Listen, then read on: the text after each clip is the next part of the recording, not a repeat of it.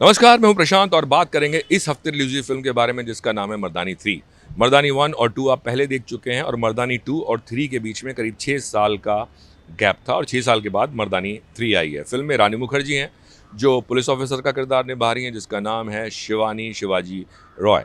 और जो ये फिल्म में आपको और कलाकार कौन है वो भी मैं आपको बता देता हूँ। तो इसमें है जेशु सेन गुप्ता, साथ में मिखाइल यावलकर, मल्लिका प्रसाद और जानकी बोदीवाला, शशि रंजन। फिल्म का डायरेक्शन किया है अभिराज मीनावाला ने और फिल्म का बैकग्राउंड स्कोर किया है जॉन स्टीवर्ट एडोरा ने। फिल्म यशराज फिल्म की फिल्म है, यशराज स्टूडियो की फिल्म है और इस शुक्रवार ये रिलीज हो गई है। अब हम बात कर लेते हैं फिल्म की कहानी के बारे में। तो फिल्म की कहानी में ये है कि बुलंदशहर में एक घटना घटती है। एक शहर है बुलंदशहर दिल्ली के पास, जहाँ एक घटना घटती है कि दो लड़कियों को अगवा कर लिया जाता है, जिनमें से एक जो लड़की है वो एक एम्बेसडर की लड़की है और जो दूसरी लड़की है वो उस एम्बेसडर के घर में काम करने वाले एक शख्स की बेटी है। ये जो केस है ये रानी मुखर्जी के किरदार को दिया जाता है और फिर रानी मुखर्जी तहकीकात करना शुरू कर देती हैं और फिर धीरे धीरे पता लगता है कि ये सिर्फ दो लड़कियों के अगवा होने का मामला नहीं है, बल्कि इस केस के जो तार हैं एक वो बहुत बड़े अपराध से जुड़े हुए हैं। वो अपराध क्या है, क्या होगा, किस तरह से रानी मुखर्जी केस सॉल्व करेंगी, ये आपको फिल्म देखने के बाद पता लगेगा। लेकिन मैं आपको बताऊंगा सीधा फिल्म की खामियां और खूबियां, जिनमें सबसे पहले फिल्म की खामियां। तो इस फिल्म की पहली खामी यह है कि जो भी कॉप ड्रामा फिल्में होती हैं वो आपको मालूम होता है कि जो भी ईमानदार पुलिस ऑफिसर है वो कोई ना कोई राज का भंडाफोड़ करेगा या किसी केस को सॉल्व करेगा। तो आपने ऑलरेडी एक परिधि, एक आपने दायरा खींच दिया कि आपको जो कहानी है वो इसी के अंदर खेलनी है। तो जब ऑडियंस फिल्म देखने जाती है तो उसको मालूम है कि उसको फिल्म में क्या देखने को मिलेगा, कि जो पुलिस ऑफिसर है वो एक केस सॉल्व करने जा रही हैं। अब सिर्फ देखने के लिए रह जाता है कि केस सॉल्व कैसे होगा।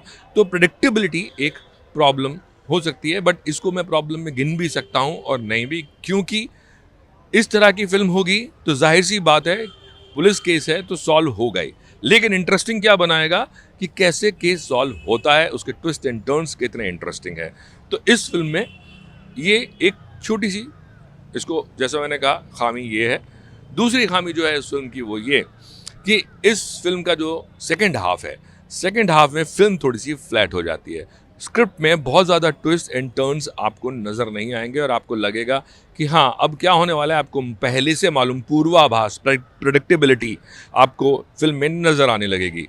तीसरी खामी जो मैं बोलूँगा वो ये कि फिल्म के जो डायलॉग्स हैं वो डायलॉग्स भी कहीं ना कहीं प्रेडिक्टेबल हो जाते हैं, उनका पूर्वाभास हो जाता है या क्लीशे हो जाते हैं। वजह उसकी ये है क्योंकि ये भी एक महिला प्रधान फिल्म है और जब जब महिला प्रधान फिल्में आई हैं, जब जब कोई पुलिस ऑफिसर या कोई बहादुर महिला कुछ अपराधियों का काम तमाम करती हैं, तो कुछ ऐसी चीज़ें हैं जो बैकग्राउंड स्कोर में बसती हैं या कुछ ऐसे डायलॉग्स हैं जो हमेशा वही बोले जाते हैं, जहाँ पे एक पैरेलल ड्रॉ किया जाता है माँ दुर्गा और माँ काली के साथ, और जो वो पुलिस अधिकारी है या पुलिस जो किरदार निभा, पुलिस अधिकारी या जो महिला जो किरदार निभा रही है, जो बहादुरी का किरदार एक वो निभा रही है, कहीं ना कहीं उसका पैरेलल जब ड्रॉ किया जाता है तो डायलॉग्स भी जो आते हैं वो वैसे ही आ जाते हैं जहां माँ काली और माँ दुर्गा के साथ कंपैरिजन होता है। इवन इस फिल्म में जो तीसरी खामी भी है वो कि बैकग्राउंड स्कोर में भी वो चीज़ आपको सुनने को मिलती है जहाँ पे माँ काली या माँ दुर्गा की वंदना है। तो एज ए फिल्म मैं बोल रहा हूँ कि एज ए फिल्म आपने बहुत सारी फिल्में इतनी देखी हैं और हर जगह जब इस तरह के डायलॉग्स और इस तरह का बैकग्राउंड स्कोर आता है तो वो थोड़ा सा प्रेडिक्टेबल हो जाता है। आपको लगता है कि उसके बच के कुछ और नया शायद इस्तेमाल करना चाहिए था या कर सकते थे। वो एक प्रॉब्लम है, वो मुझे लगता है कि वो एक चीज़ है।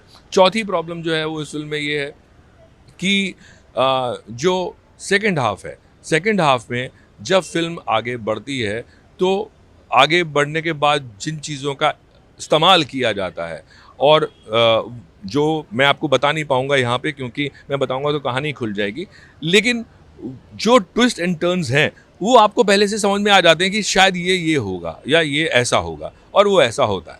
तो ये चार खामियां जो हैं मुझे इस फिल्म में नजर आई। अब हम बात करते हैं सीधा खूबियों की। तो खूबियों में सबसे पहली खूबी है रानी मुखर्जी। कमाल का उनका काम है, कन्विक्शन है, एक्शन सीन्स में उनका कन्विक्शन है।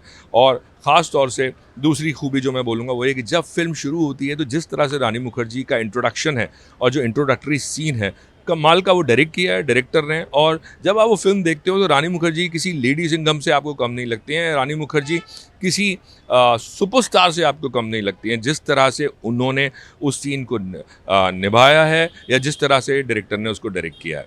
दूसरी खूबी जो है मैं वो आपको बोलूँगा कि तीसरी खूबी, इनफैक्ट ये 2 खूबी मैंने आपको, तीसरी खूबी जो है वो फिल्म की वो ये है कि फर्स्ट हाफ बहुत ही कड़क है। आपको पता ही नहीं लगेगा कि फर्स्ट हाफ कब ख़त्म हो गया।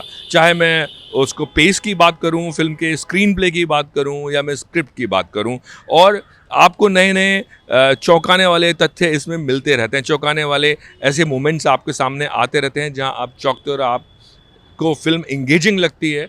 चौथी चीज़ जो मैं आपको बोलूँगा, चौथी खूबी ऐसे उनकी वो है कि जो बैकग्राउंड स्कोर है, जैसा मैंने कहा कि सिवाय इसके कि जहाँ जहाँ उन्होंने जो माँ दुर्गा और माँ काली की वंदना का इस्तेमाल किया, उसके अलावा बहुत अच्छे से फर्स्ट हाफ में चाहे वो इंट्रोडक्टरी सीन है या बाकी और सीन है, बहुत अच्छे से जॉन स्टीवर्ट ने बैकग्राउंड स्कोर दिया है। उसके अलावा एक खूबी उनकी और मैं बोलूँगा कि जो बाकी एक्टर्स हैं उनका काम ठीक है, एक्सेप्ट मल्लिका प्रसाद कहीं कहीं भी मुझे लगा थोड़ा सा ओवर हो गई हैं एक्सप्रेशंस में, क्योंकि थिएटर से वो आती हैं, थोड़ा सा उनको फिल्म के हिसाब से उन एक्सप्रेशंस को कंट्रोल करना चाहिए था, या डायरेक्टर को। डायरेक्टर की जहाँ तक बात करूँ मैं, अभिराज मीनावाला की, उनका डायरेक्शन अच्छा है, उनकी टेकिंग अच्छी है। जब मैं फिल्म देख रहा था तो फर्स्ट हाफ में देखते देखते मेरे मन में यही चल रहा था कि बहुत सधा हुआ डायरेक्शन है, लेकिन सेकंड हाफ में जो थोड़ी फ्लैट होती है फिल्म, वहाँ डायरेक्शन की कमी नहीं है, वहाँ पे जो कमी है वो है कहीं ना कहीं स्क्रिप्ट पे। क्योंकि स्क्रिप्ट में अगर जो ट्विस्ट एंड टर्न्स और जो मैं बोल रहा हूँ पूर्वाभास जो दर्शकों को हो जाता है, या चीज़ें जो आपको क्लीशे यानी कि बासी लगने लगती हैं, उनसे अगर बचा जाता तो फिल्म और कमाल हो सकती थी। तो कुल मिला के मैं ये कहूँगा कि ये फिल्म आप देख सकते हैं, और मेरी तरफ से इस फिल्म को 3 स्टार।